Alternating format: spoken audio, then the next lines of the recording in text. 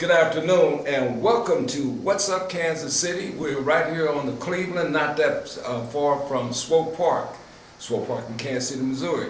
And today I am very distinguished. It's a very distinguished honor to interview Brother Rome, who is our new president. He looked like my son from Jeff City, Missouri. Yes, sir. And from the great state of Georgia. Is that correct? Yes, sir. It's a pleasure to be here. Oh man, it's nice for you to be here. I never would have thought I would be interviewing the president of Lincoln University and being an alumni of Lincoln, you know, so it's real good. Why don't you, it's one thing, a focus point that I wanted to bring to light is, I heard this gospel song that says, please be patient with me.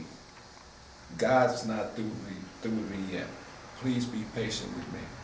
And your position that you come into, I know you're going to require a lot of patience and that God's going to be taking care of you, right? Yes, sir. All right then. So why don't you share with our listeners who is the president? Well, I'll tell you who does the job of the president, because I never say that I'm the president, because that's just a title. It's not who I am. Right. I'm a simple person. I come from a single-parent household with 5 kids, lived in the projects, and so I am one of the people who is an example of what education can do for anyone's life, because I started with nothing, and I did a speech on campus yesterday, and you know, I said, like Drake, I started on the bottom, now I'm here.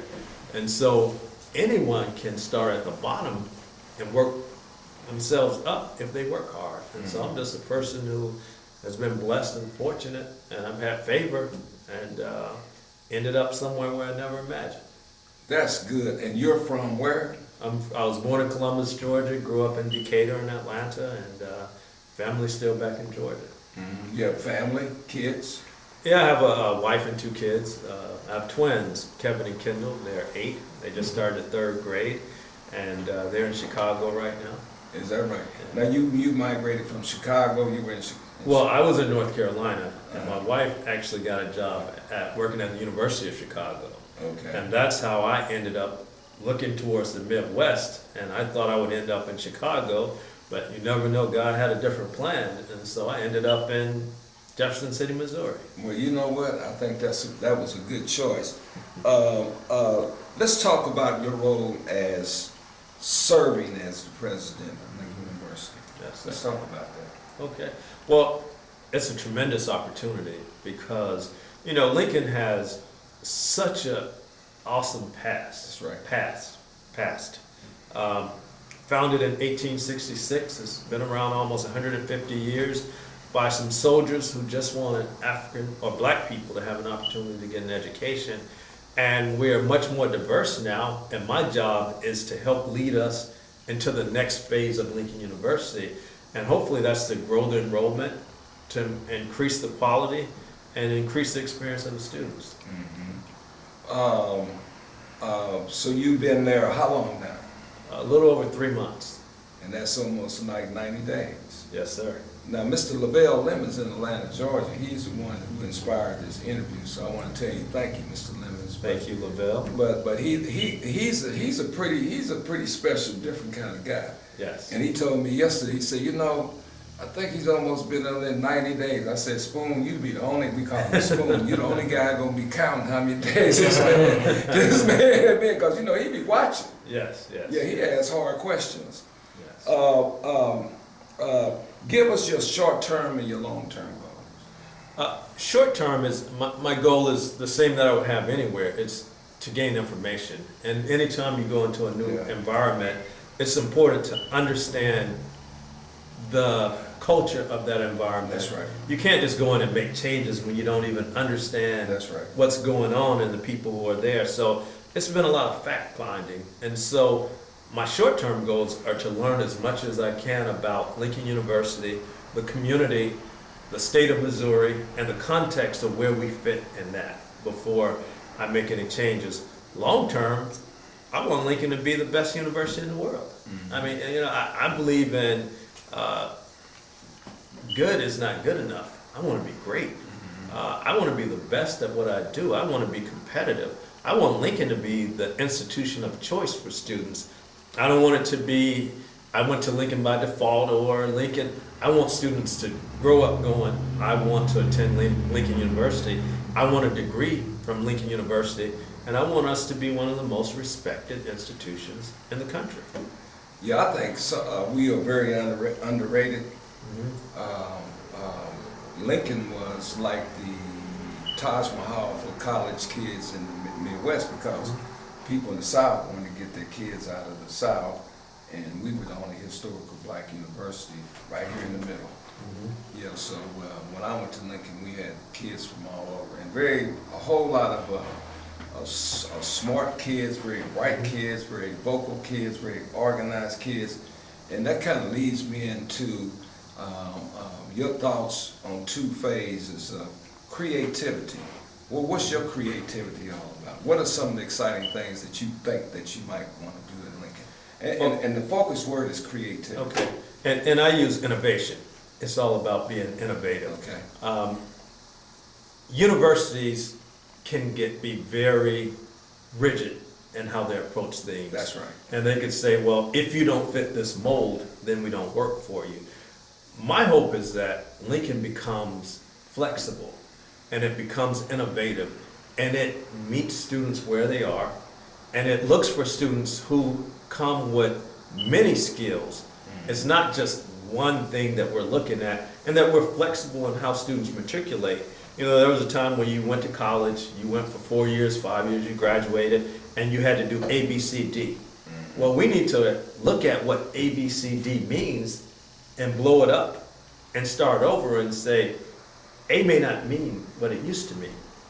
And so with the population of students that we're working with, and they're not all just 18 to 22, we have students who are coming in as a second life, a career change, and many other, and they don't fit in that traditional mold. That's and right. so we have to be flexible enough to meet the needs of an 18-year-old and a 50-year-old.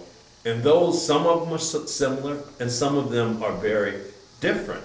And with the population that we work with, technology is so important. And so we have to infuse technology in everything that we do. But we're gonna have some 50 or 60-year-olds who go, I'm not down with all that technology, you know, I need something else. And so we have to be flexible enough to meet the needs of both of those populations. What's some of the creativity that you might want to put in place, or innovation that you might put in place? Well, there are a couple of things that I've already done. When I talked to a lot of students before I came to Lincoln, and one of the things they talked about was it's so rule bound. And so the first thing is just to free the students so they enjoy the experience. We lose a lot of students because they go, I don't like Lincoln. I don't like all the rules. I don't like, and these are students who come from environments where they don't have all these rules. And so one of the things that I've been looking at is those institutional barriers that cause students not to be successful. And so it's basically dropping some of the rules and policies that keep our students, that trip our students up. The other thing that we really have to do is we need to go into the community, into mid-Missouri and the state, and we need to talk to industry, and we need to ask industry, what is it that you're looking for in your graduates? And once we find out what those things are, that's what we need to teach. We can't have this archaic curriculum that we've been teaching forever and thinking it's going to work for the students. We want our students to be work ready when they graduate. We want them to be ready to go into the job force and work. And so in order to do that, we have to go into the industry and say, tell us what we need to teach. That's absolutely Tell us what we need to train. Right. And that's what we do. You know, one thing that you might want to think about is having some tech school attached to Lincoln University. You know, for a average kid coming out of Kansas City who can't go to K-State, who can't go out of state to like Florida A&M and A&T for like construction science and stuff like that, there's not a choice. There's not a choice in the Midwest. And so Lincoln might be a good school for that. I come from the construction industry, and I've talked to several people about that. And the industry would support that, I think. The industry in Kansas City and St. Louis would support funding or sponsorship to having a school like that. What do you think about that? We actually have a partnership with what used to be Lynn State, and now it's Missouri Community College. Okay. And so we do have innovative programs with them, but we're also part of the Missouri Innovative Plan, a plan where we are working with high school students. That's and right. So the goal is when the high school student will have an associate's degree, when they graduate from high school, they get a high school diploma and an associate's degree. And when they get that degree, they go to college for 2 years, maybe 3 years, depending on the program, and they graduate. It reduces the debt, and it gets them into the workforce quicker. Because most students today, they need to graduate to work. Right. Their families need them to work. They can't spend 6 and 7 years in college, because during that time, they're not working and they're not contributing to their families. And so we already do that, and we work with community colleges, and that's the future. That is the future. I know it's kind of it's not good posture not to have that smorgasbord of educational opportunities.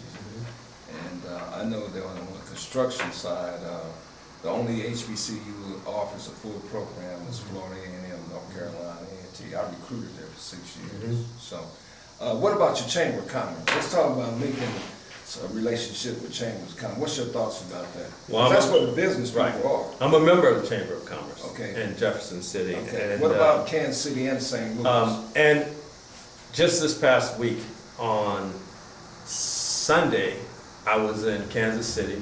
Sunday, Monday, Tuesday I was in where was I? Somewhere else in Missouri, and then Tuesday I was in St. Louis. I was in Jefferson City on Wednesday, and then I was back here on Thursday. And so in order for me, I was in Warrensburg on Tuesday. So in order for me to help the institution, if I'm sitting in my office, That's right. I'm not building relationships. That's right. So I have to spend a significant amount of time in Kansas City and St. Louis and throughout the state and throughout the country to build relationships, because it's all about relationships. Relationships create opportunities. Well, I would encourage you to connect with the Chamber of Commerce in Kansas City and St. Louis because we got a lot of students in this area and we never really get recognized. I mean, Lincoln's sign should be at the Chamber of Commerce, the Blue Tigers. That kind of. Closing remarks. What I want to say, and I hope that there are students in the metropolitan area looking at this and listening to this, and parents, and I would say Lincoln is a great institutional choice for your child, because there are not too many institutions in this country where they'll actually know the president and the administrators, and they can come to my office, they can talk to me, they can build a relationship, and I can help them. I'm a real person, and at Lincoln you get a chance to interact with real people who can relate to you and you can relate to them. That's where our students need to be. That's what they need. They need someone who's going to pour into them and encourage them and be a model, and someone who they can touch and talk to and have conversations with. We don't just need to be an anonymous number on a campus where people don't know us. And that's what you get at Lincoln University. And so you'll be spending time in Kansas City. Yes, sir. Well, you know what? We want you to come back and see us at What's Up Kansas City. Okay. I'm on 18th and Vine in the Lincoln Building up on the 3rd floor. You're welcome to come by there. We can show you the ground there. Okay. And we look forward, Marlo and I, we look forward to interviewing you again All right. on What's Up Kansas City, and All right. we'll give you coverage, Lincoln University coverage on Cascade Media. Now, you know what? I've been doing this for a while now, and my coin phrase, I'm all about the relationships and networking, because I am a multi-level marketer network. That's what I do for a living. And I always like to see brothers who are Dapper Dan and ladies who are Dapper Queens. So, ladies and gentlemen, today we have interviewed the president of Lincoln University, and it's been a proud pleasure to interview him. And what about the game this week in closing remarks? My first thing that came to mind, I won't say, but we're gonna beat Grambling. You're gonna look in the camera now. You gotta be committed. We're gonna beat Grambling. We're gonna kick their behinds. That's what we're gonna do. So we'll beat them. We'll beat the next team. Any others that want to come our way, we're ready. Ladies and gentlemen, I am excited today to have the president of Lincoln University here. My school, I'm an alumnus there in 1975. And this guy right here, I think he's gonna be all right. But listen to me, ladies and gentlemen, and this is what I learned in Kansas City, 1129 Walnut.